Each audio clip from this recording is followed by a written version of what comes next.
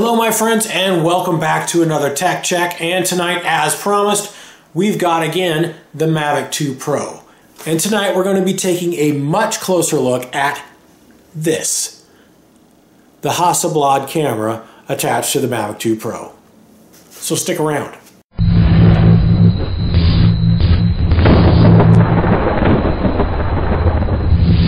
If you are watching this video, you are probably interested in this specific drone.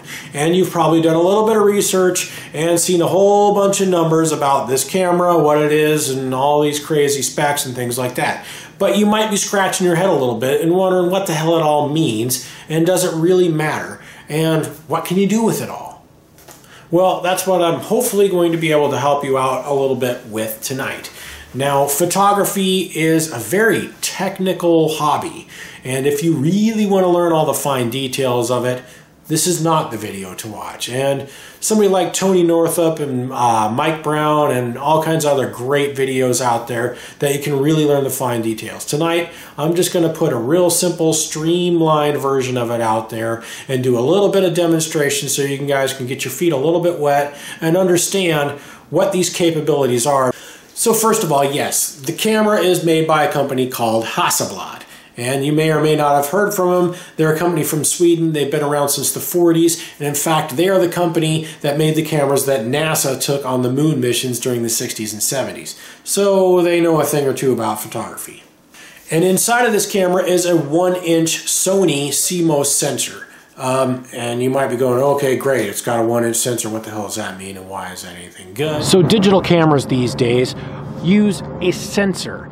Well, it captures the image data on a tiny little computer chip, and then that is translated through other electronics into a photo image.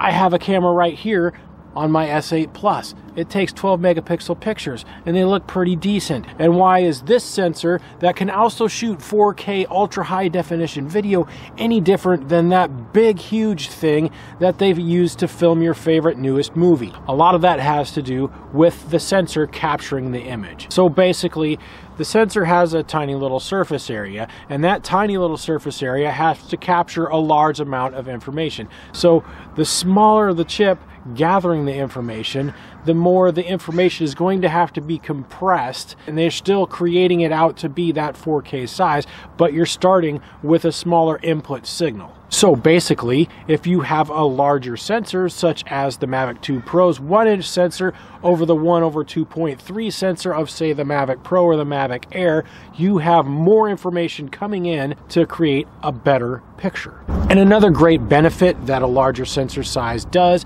is it also captures more light. And this is incredibly important when doing photography and videography in low light situations. Capturing more light allows you to capture a better and cleaner and crisper image when there's not as much light available. So this just gives you a whole lot more to work with when you go back to the studio and start doing your editing and correcting and things like that. Now, another cool thing about this camera, it is designed to capture 10-bit color. The old Mavic Pro, the Mavic Air, and all the other drones before it capture 8-bit colors. So what does that mean? 10-bit colors over 8-bit colors. Well, 8-bit colors can capture up to roughly 250 million colors. Now that sounds like a lot, but check this out. When you move up to 10-bit colors, it's 1.7 billion colors. So once again, it gives you so much more to work with. And that's also very helpful when you get back to the studio once again and you start doing your color grading and other kinds of work. Pictures are going to look truer to life, crisper, more vibrant, and you could do a whole lot more with color boosting and color grading. So let's talk about another advantage of this camera, and that's called variable aperture. And you may have heard of that, and you might have a little bit of an understanding what that is, but you don't really know its benefits and what it really does. And a lot of people simply think it's all about regulating the amount of light. But there's another huge effect that aperture has on your photos and videos. So first of all, if you're not familiar with what aperture is, think about your eye. We have a pupil and a retina, and inside of our eye, you have that retina that expands and contracts to allow different amounts of light in. So when it's dark, it opens up so that you can see better in the dark. And when it's lighter out, it closes up so that you can see better in brighter conditions. Cameras work the same way.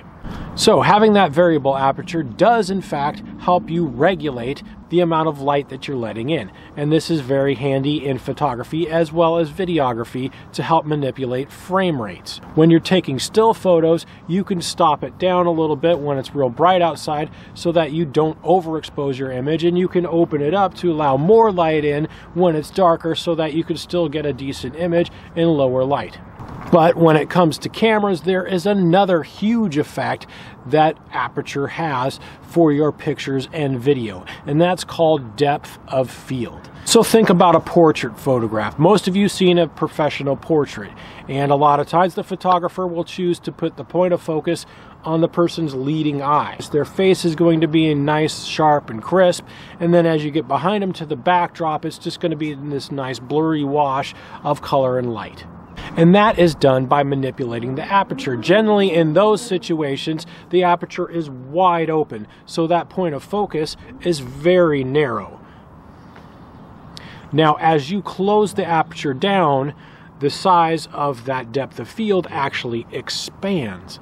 So the wider your aperture, the less you're going to have your little plane of focus.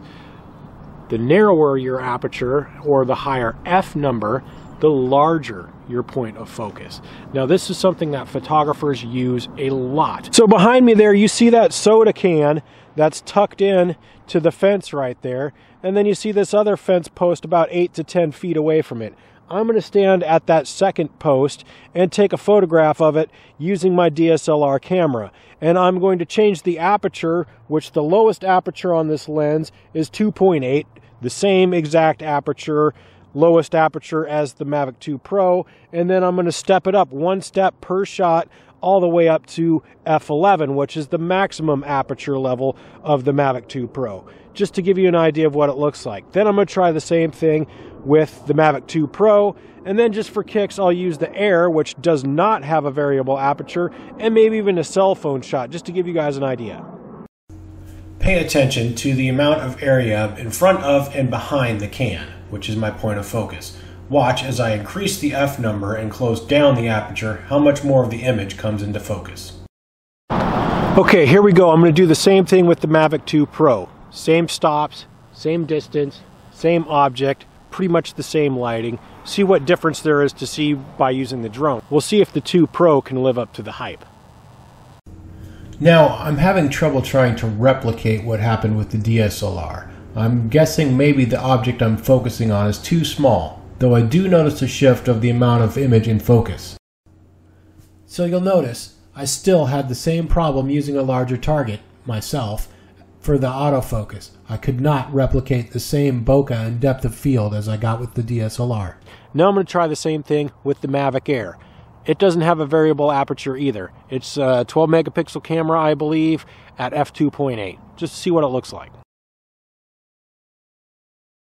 Okay, now just for fun, I'm going to use my S8 Plus right here. It has a 12 megapixel camera, a little bit different focal length, but what the hell. I'm going to shoot it from the same distance.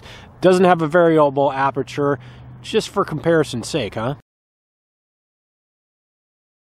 So I kind of figured that maybe the can was just too small of a focus point, and the drone couldn't focus on it properly with its autofocus. So I tried using myself, and I tried using manual focus as well, and I still couldn't really get the same results I did with the DSLR. I could not get that strong depth of field and the bokeh in the background and foreground of the image. DJI advertises this thing basically as a flying DSLR, and one of the very strong points of a DSLR is being able to use depth of field to create creative imagery. And unfortunately, I just haven't been able to do that with the 2 Pro, but I am a pretty experienced photographer and know my way around cameras. So it's pretty confident for me to say that you're not going to get the same results using the aperture for depth of field on the 2 Pro as you would, say, a DSLR camera. The Aperture does work well for help eliminating light and manipulating your frame rates, but as far as the depth of field goes, I'm just not seeing it. Now, this improved sensor size and bit depth and coloring and all that stuff has been great, and low light performance is awesome as well. On all of those aspects, I'm super happy with this drone. But the claim that this is going to replace your DSLR camera, it is most certainly not. Anyway, thank you for watching. If you haven't already subscribed to the channel, please do it. I've got more videos coming all the time. Please give me the thumbs up and leave a comment if you like what you see. And of course, thank you so much for watching. Have yourselves a good evening, and we'll see you all soon.